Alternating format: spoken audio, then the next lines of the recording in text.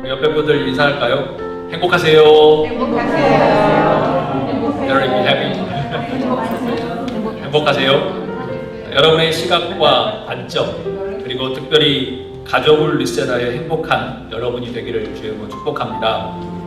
기독교가 313년 로마 국교로 공인받으면서 크리스텐덤, 기독교 국가라는 개념이 1700년 동안 기독교를 지배해왔습니다. 대부분의 교회와 국가들이 이런 관점으로 세계를 복음화하기 위해서 열심히 뛰었지요. 지금도 그렇게 뛰는 교회들이나 사람들이 많습니다. 여러분도 예상하듯이 당연히 부작용이 많았습니다. 엄청나게 많았습니다. 난민은 다 스페인어와 포르투갈어만 사용합니다. 난민은 자기 언어가 없어졌습니다. 왜요? 크리스텐덤을 누르기 위해서 다 그렇게 말살했죠. 그것만 말살하는 게 아니라 수많은 사람을 죽였죠. 특히 타국가와 민족을 선교라는 명목으로 정복하고 문화와 언어를 말살하는 제국주의 형태를 보였습니다. 그로 인해서 그들은 부강한 나라가 되었습니다. 선진국이 되었죠. 지금 전 세계는 제국주의는 사라졌지만 보이지 않는 번영과 그리고 성공과 유명과 그리고 대형화가 되는 것이 하나님 은혜라고 믿고 따르는 사람들이 아직도 존재합니다. 그런데 유럽교회는 이미 사라졌습니다. 신학자들에 의하면 미국 교회도 더 이상 다수의 종교가 아니라 제가 말씀드린 것처럼 칼로니, 식민 도시 안에 우리는 있다고 말합니다. 그리고 유배지, 엑사일에 우리는 지금 거하고 있다는 겁니다. 그래서 지금은 현대를 이렇게 표현합니다. 포스트 크리스텐덤, 포스트 크리스텐덤. 이제는 기독교 국가란 말을 써서는 안 된다는 겁니다. 만약 하나님께서 크리스텐덤, 기독교 국가, 크리스텐덤을 부서뜨린 것이라면 우리는 무엇을 리셋해야 할까요? 첫 번째 제가 말씀드렸습니다. 한번 따라서 합니다. 땅에서 하늘로 리셋하라. 땅에서 하늘로 리셋하라. 우리의 정체성은 하늘에 있다는 것. 그동안의 기독교 국가를 세우기 위해서 땅에 정체성을 두고 땅이 잘 살아야 하고 교회는 크게 지어야 하고 사람이 많이 모여야 하고 정치를 구속하고 해야 된다고 믿어왔는데 그것이 알고 보니 솔직히 아는 사람도 많았지만 다 거기에 정신없이 그것만 쫓아가다 보니 수많은 사람들, 우리처럼 보통 사람들이 고통을 당했다는 겁니다. 땅에 소망을 두는 것이 아니라 하늘에 소망을 두는 것이 우리의 원래 정체성입니다. 우리의 정체성은 하늘에 있는 것입니다. 성서를 보면 볼수록 예수님은 독선적인 기독교 국가를 원하지 않으셨습니다. 그것은 예수님의 뜻이 아니라 땅과 세상의 탐욕이었습니다. 교회가 땅과 세상의 탐욕 중에 최고의 자리였던 것이죠. 그래서 오죽 했으면 정치까지 쥐고 흔들려고 그동안에 노력을 했습니다. 어둠의 세력이 넣어준 성공과 번영이라는 탐욕입니다. 그럼 오늘 두 번째로 우리는 어떤 시각과 관점을 리셋해야 할까? 예수님이라면 현 시대를 보시고 무엇이라고 말씀하고 싶으실까요?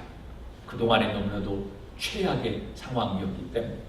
그런데 미국이나 한국이나 지금도 똑같이 그대로 가고 있다는 것이 마음이 너무나도 아플다는 5월 7일 날 지난주였죠? 지난주 5월 7일 날 제가 아주 존경하는 분이 돌아가셨습니다. 장 바니에라는 분이 90세의 나이로 소천을 하셨습니다. 세계의 많은 분들이 그의 죽음을 애도하고 기억합니다. 그는 1964년 2명의 정신지체 장애인과 함께 북부 프랑스 한 농가에서 라르시 공동체라는 공동체를 시작합니다. 라르시라는 불어는 이겁니다. The Ark of Noah, 노아의 방주라는 뜻입니다. 그 공동체는 장애인과 비장애인이 동등하게 함께 생활하는 곳입니다. 현재 그 공동체가 전 세계 35개국에 147개의 센터가 운영되고 있습니다. 그리고 그 시작한 다음에 1971년에는 발달장애인과 그들의 가족을 섬기는 그리스도교 자선단체인 Faith and Light, 신앙과 빛이라는 그 단체를 만들었는데 마리 앤네트 마티우와 함께 설립을 했습니다. 지금은 82개국에 1,500여 곳이 넘는 센터가 운영 중입니다. 그는 상을 셀 수도 없이 많이 받았습니다. 캐나다 훈장 및 템플턴상까지 받았죠. 어찌 보면 평화로서는 노벨 평화상보다 더 유명한 게 템플턴 상이죠. 우리나라에서 또 한 명 받으셨는데 한경직 목사님이십니다. 2017년에 라르시 공동체를 다루는 다큐멘터리 영화 Summer in the Forest라는 다큐멘터리를 통해서 우리에게 많은 감동을 주었죠. 이 정도 말씀드리면 단지 선하고 좋은 일을 하는 보통 사람이겠지요 라고 생각하실 겁니다. 맞습니다. 보통 사람입니다. 그럼에도 세계의 수많은 사람들이 어떻게 그를 알고 그의 죽음을 애도하며 그리워하고 있을까요? 어떤 사람은 대통령의 목사님이라고 해서 그런 사람도 있는데 이 사람은 산골에서 그렇게 살아가는 거예요. 왜 저와 같은 사람의 마음을 아프게 할까요? 왜입니까? 그의 삶이 우리에게 주는 메시지가 있습니다. 다 함께 시편 118편 22절에서 23절 말씀을 한 목소리로 읽도록 하겠습니다. 건축자가 버린 돌이 집 모퉁이의 머릿돌이 되었나니 이는 여호와께서 행하신 것이요 우리 눈에 기이한 바. 다시 한번 큰 목소리로 한번 읽도록 하겠습니다. 건축자가 버린 돌이 집 모퉁이의 머릿돌이 되었나니 이는 여호와께서 행하신 것이요 우리 눈에 기이한 바. The stone which the builders rejected as worthless turned out to be the most important of all. This was done by the Lord. What a wonderful sight it is.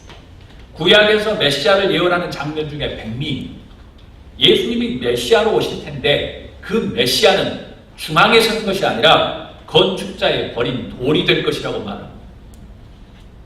그런데 버린 돌을 떠나서 그 버려져 쓸모없는 돌이 다시 그 모퉁이 코너의 코너스톤이 되었다고 말합니다. 더욱 중요한 것은 자신들이 오매불망하면서 기다리던 그 메시아가 건축자의 버린 돌이 되는 것과 다시 모퉁이 돌이 되었다는 것, 그것을 누가 했냐면 하나님께서 하셨다고 말해요. 이 모든 것들이 사람들의 눈에는 기이한 바가 될 것이라고 이야기합니다. 사랑하는 여러분, 여러분에게 지금 원더풀이십니까? 아니면 nothing special, so-so입니까? 여러분에게 원더풀이 될 수 있기를 주님을 축복합니다. 여러분, 포스트 크리스텐덤, 우리가 지나간 기독교 국가의 사고, 이 시대에 하나님께서 주신 메시지는 무엇일까요? 첫 번째, 땅에서 하늘로 리셋하라는 것이었는데 그동안 우리는 너무 땅만 보고 살았기 때문에 우리는 전혀 기독교가 아닙니다. 우리는 예수님을 따르는 사람이 아니었습니다. 이제 땅에서 하늘로 리셋해야 되는데 두 번째 우리에게 주시는 정말 우리의 시각과 관점을 리셋해야 하는데 그것은 무엇일까요? 우리 다 함께 한 목소리로 읽도록 하겠습니다. 중앙에서 주변부 변두리로 리셋하라. 중앙에 서려고 하는 것이 아니라 변두리로 리셋하라는 겁니다. 크리스텐덤, 기독교 국가를 세우려고 했던 1700여 년의 기독교는 예수님의 복음이 이 세상을 지배할 것이라고 생각했습니다. 그렇게 다 믿었지요. 중앙이 크고 잘 되어야 한다고 생각한 겁니다. 교회는 항상 마을의 중심에 아주 좋은 건물로 크게 지어서 그 시대를 다 지배해야 한다고 생각합니다. 그 중앙에 큰 교회를 지어서 정치, 경제, 정신적으로 지배해야 된다고 생각합니다. 그 지배를 다른 말로 바꾸면 봉사해야 된다고 생각한 것이었죠. 기독교 국가를 꿈꾸는 기독교는 수직적이었습니다. 높게 싸우고 유명해져야 되고 커야 되고 능력이 많아야 된다는 것이죠. 상하 관계로 만들었습니다. 그래서 이렇게 기독교는 변질되었습니다. 갑과 을을 만들었고 부자와 가난한 사람을 더욱더 조장했고 계층과 계급을 만들었고 그래서 교회 다녀서 조금 더 잘나는 사람들 돈 주고 계급을 사는 일들이 중세교회에 많이 일어났습니다. 지금도 한국에 비일비재합니다.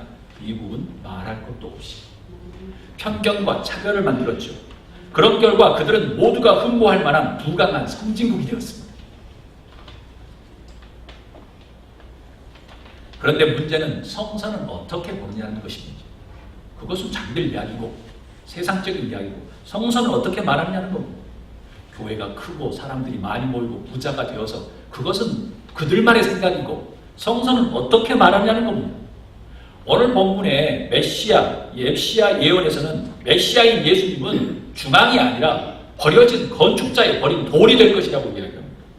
집 모퉁이의 머릿돌이 된 코너스톤, 집과 건물 중앙의 기초석이라고 말하지 않습니다. 집안의 대들보라고 이야기하지 않습니다. 건물을 빛나게 하는 비싼 기념석, 이것은 누구 어쩌다 이런 기념석이 된다고 말씀하지 않으셨습니다. 제가 소개한 장 바니에는 어떤 사람일까요? 보통 사람으로서 그냥 좋은 일만 한 사람일 겁니다. 아닙니다. 그럴까요? 제가 그랬다면 소개했을까요? 그렇다면 시골에 여기에 있는 저 같은 사람에게 감동을 줄 수 있었을까요? 그는 토론토 성 마이클 대학의 철학 교수입니다. 더욱 놀라실 것은 그는 전 캐나다 총독인 조지 바니의 아들입니다. 영국의 여왕 밑에 최고로 높은 사람입니다. 그는 캐나다에서 단연 돋보이는 중앙궁의 중앙에 섰던 사람입니다. 가만히 있어도 명예와 존경을 받는 사람입니다. 그런데 그는 지체 정신장애인자들과 함께 살았습니다. 그를 따르고 함께하려는 사람들이 몰려와 세계 1600여 개가 넘는 장애인 센터에 사람들이 함께 뒹굴고 살아갑니다. 어떤 사람은 크게 지어서 명예를 쌓으려고 여기서 사는데 어떤 사람은 산속에 들어가죠. 저를 비롯한 수많은 이들이 그의 죽음을 애도하고 있습니다. 왜일까요? 장 바니에는 두 말씀을 평생의 지표로 삼았습니다. 마태복음 20장 첫째들이 꼴찌가 될 것이다. 고린도후서 12장 내가 약할 그때 오히려 강하다. 그 말씀을 평생 붙들고 살아가신 겁니다. 그의 말씀에 따르면 기독교의 거꾸로 가는 가치를 지향하시는 분이었습니다. 더 인간적인 사람이 되기 위한 10가지 규칙들 중에서 그의 책 Becoming Human, 그의 책이 한 20여 권 되는데 아주 베스트셀러입니다. 거기에서 이렇게 이야기합니다. 성공하지 못했다고 두려워하지 말라. 여러분 흥미롭지 않습니까? 사람들은 세상에서 성공과 인기와 명성을 얻어서 세상 중앙에 높게 쓰려고 합니다. 교회가 조장합니다. 교회가 그렇게 서왔죠. 그런 사람들을 동경합니다. 그럼에도 왜 그런 사람들이 천지에 많은데 그 사람들을 마다하고 장애인과 산골에 살았던 그 장 바니에게서 배우려고 할까요? 정답은 이것입니다. 너무나도 심플합니다. 그가 예수님처럼 살았기 때문에. 어떤 예수님의 모습입니까? 예수님처럼 중앙이 아니라 주변 변두리로 가셨기 때문에. 유명해지는 중앙에서 장애인들이 있는 먼지 날리는 주변 변두리로 갔기 때문에 세상의 모든 사람들이 보기에도 중앙에서 주변으로 변두리로 모퉁이로 가는 것이 예수님에 따르는 좁은 길이라고 생각하기 때문에 그 사람을 찾아가고 그 사람을 존경하는 겁니다. 사랑하는 여러분, 기꺼이 중앙에서 주변부 변두리로 밑세다는 여러분이 될 수 있기를 주님으로 축복합니다. 네. 중앙에서 살아남으려는 시각과 관점을 탈피해야만 예수님을 믿는 것입니다. 말로 예수님을 믿는다? 천만의 말씀. 과감히 모퉁이, 변두리, 가장자리로 갈 수 있기를 주님으로 부탁합니다. 예수님처럼 모퉁이로 가자는 겁니다. 이것이 곧 예수님의 길, 좁은 길이라는 겁니다. 좁은 길로 가게 해주시오. 날마다 기도하는데 막 삐리삐리 이런 넓은 것을 짓는 거, 그건 예수님이 말씀하신 경우가 한 번도 없으십니다. 넓은 길, 중앙에 서는 것은 영원하지 않습니다. 우리가 죽는 날 예수님 앞에 올 것은 하나도 없다는 겁니다. 다 함께 베드로전서 2장 4절에서 8절 말씀을 우리 다 함께 큰 목소리로 읽도록 하겠습니다. 성경에 기록되었으되 보라 내가 택한 보배로운 모퉁이 돌을 시온에 두거니 그를 믿는 자는 부끄러움을 당하지 아니하리라 하였으니 그러므로 믿는 너희에게 보배이나 믿지 않는 자들에게는 건축자들이 버린 그 돌이 모퉁이의 머릿돌이 되고 또한 부딪히는 돌과 걸려 넘어지게 하는 바위가 되었다 하였느니라. 그들이 말씀을 순종하지 아니함으로 넘어지나니 이는 그들을 이렇게 정하신 것이라. 아멘. 아주 중요한 말씀입니다. 예수님을 비유한 백미 중에 백미입니다. 성서는 말합니다. 메시아 예수님을 택한 보배로운 모퉁이 돌이 누구냐면 예수님, 메시아는 또. 이 모퉁이 돌을 믿는 자는 절대 부끄러움을 당하지 않는다는 거예요. 그럼 뭐죠? 중앙을 쫓는 사람은 부끄러움을 당한다는 것이겠죠. 믿는 자에게는 모퉁이 돌이 보배롭지만 믿지 않는 자에게는 건축자들이 버린 돌멩이에 지나지 않는다는 거예요. 믿음의 눈으로 보면 예수님이 정말 중요한 분이지만 믿음의 눈으로 보지 않으면 돌멩이에 불과하다는 거예요. 하나님은 그 버린 돌을 모퉁이의 머릿돌로 삼으셨다는 겁니다. 8절이 저를 아주 흥미롭게 만듭니다. 주목하십시오. 더욱 대단한 예언은 그 모퉁이 돌이 어떻게 되냐면 부딪히는 돌이 될 거랍니다. 그리고 걸려 넘어지는 바위가 될 거라는 거예요. 무슨 말이죠? 비록 중앙이 아니라 주변부와 변두리와 모퉁이의 머릿돌처럼 별로 주목받지 않는 것처럼 보이지만 중요한 때는 여타의 중앙에 화려했던 그리고 쫓던 사람들, 널불기로 관련 사람들을 잣대로 재는 엄청나게 무서운 불이 될 것이라는 것. 그것은 성서상으로 옳은 말씀입니다. 아멘. 그럼 우리들의 시각과 관점을 다시 한번 리셋해야 한다면 어떻게 해야 할까요? 예수님은 우리가 어떻게 되기를 원하실까요? 그동안에 1700년 동안 다른 길을 갔는데 이제 어떻게 되기를 원할까요? 우리 다 함께 한 목소리를 읽도록 하겠습니다. 작은 자들을 위한 모퉁이 돌이 되어라 라는 것입니다. 많은 크리스천들이 좋아하는 기독교 최고의 작가 중에 한 명이 헨리 나우엔, 들어보시는 분들도 계실 겁니다. 그는 예일 대학과 하버드 대학에서 교수로 가르쳤습니다. 수많은 책을 펴냈죠. 아마 저에게도 얼추 20여 권의 책이 있지 않나 싶습니다. 그런데 어느 날 그가 하버드 대학 교수직을 내려놓고 사라졌습니다. 중앙에 우뚝 서서 선방의 자리에서 누구나 다 되고 싶어하는 그 자리에서 사라진 것입니다. 그의 책 The Road to Daybreak, 데이브레이크로 가는 길에서 언급했던 것처럼 그는 하버드 교수직을 내려놓고 어디로 갔냐면 라루시 공동체로 갔습니다. 그가 간 곳은 1986년 토론토 근처로 가서 라루시 공동체에서 살기로 결심합니다. 그의 나이 54세였습니다. 세계적으로 존경과 사랑을 받는 헨리 나우엔 교수가 왜 이런 결정을 했을까요? 다름 아닌 이것입니다. 그가 장 바니에를 만났기 때문에. 장 바니에가 나우엔에게, 그 유명한 교수에게 이야기합니다. 우리와 함께 지내자. 여기가 당신의 집일지도 모른다 라고 말했습니다. 결국 헨리 나우엔은 고민 끝에 자신의 참다운 길과 집을 찾은 것이죠. 그래서 장애인들과 함께 10년을 살다가 그 유명한 작가가 64살에 하나님의 부르심을 받았습니다. 사랑하는 여러분, 세상의 성공과 명예와 재물과 인기와 모두 중요합니다. 중요를 넘어 필수적이죠. 그런데 세상을 바라보는 시각과 관점이 예수님적으로 바뀌면 그것이 중요하거나 필수가 되지 않습니다. 성서는 정확하게 이야기하고 기독교 역사는 정확하게 말합니다. 이것들을 얻기 위해서 배고픈 하이에나처럼 막 높게 짓고 유명해지려고 살지 말자는 겁니다. 막 돈을 긁어모으기 위해서 정신없이 모으지 말자는 것입니다. 여러분, 간곡히 부탁드립니다. 지극히 작은 자들을 위한 모퉁이 돌, 코너스톤이 되어야만 예수님을 따르는 겁니다. 주위의 작은 자들에게 눈과 귀, 손과 발을 움직이는 변두리의 모퉁이 돌이 되셔야 합니다. 예수님의 길을 걷는 참제자가 되자는 말씀입니다. 마지막 때에 모든 민족을 예수님 앞에 모으고 양과 염소로 구별하신다고 예수님께서 비유로 말씀하셨습니다. 양은 칭찬을, 염소는 책망을 받지요. 책망의 이유는 뭐였을까요? 우리 마태복음 25장 45절에서 46절 다 한 목소리를 읽도록 하겠습니다.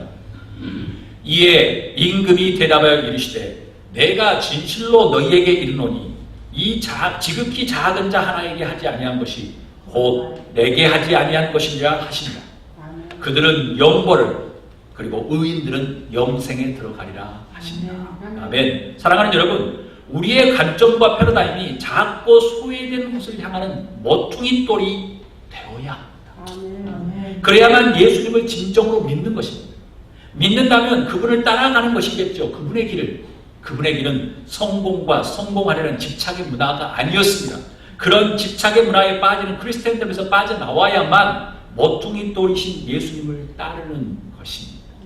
우리는 조금만 중앙에 서려고 뭐 그냥 남을 막 흠집내려고, 남을 죽이려고 하는 사람들이 너무 많잖아요. 그게 곧 교회였습니다. 그래야만 우리가 그것을 탈피해야만 우리의 예배와 기도가 성공과 번영이 아니라 하나님 앞에서 정결하게 올려드릴 수 있는 것입니다. 세상의 중앙은 어둠의 세력이 즐기는 곳입니다. 예수님은 주변 작은 자들을 위한 모퉁이 돌이 되셨습니다. 저의 말씀을 기억하시죠? 예수님은 부활은 어디로 가기를 원하셨냐면 먼지 달리고 척박한 갈릴리에서 제자들을 만나고 싶으셨습니다. 말씀을 마칩니다.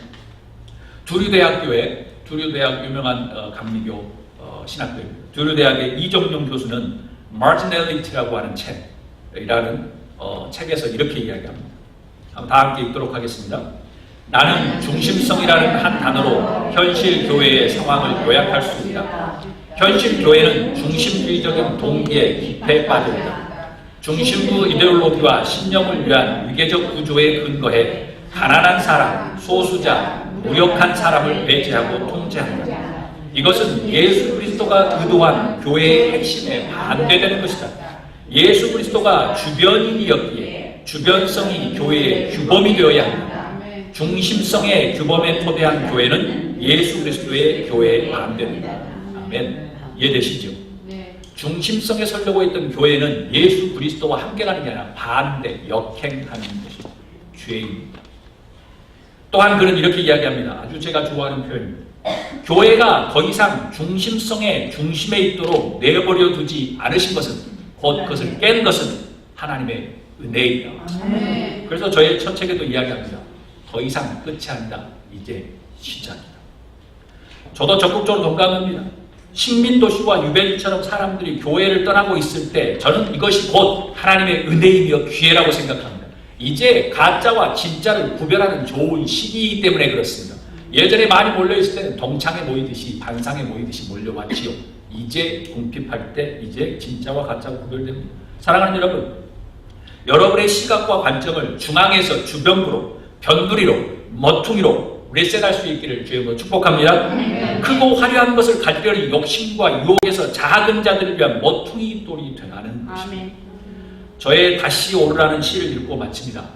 장 바니의 Becoming Human에서 한 자락이었던 성공하지 못했다고 두려워하지 말라 라는 그 표현과 너무 비슷해서 제가 저의 시를 소개합니다. 제목은 다시 오르라입니다.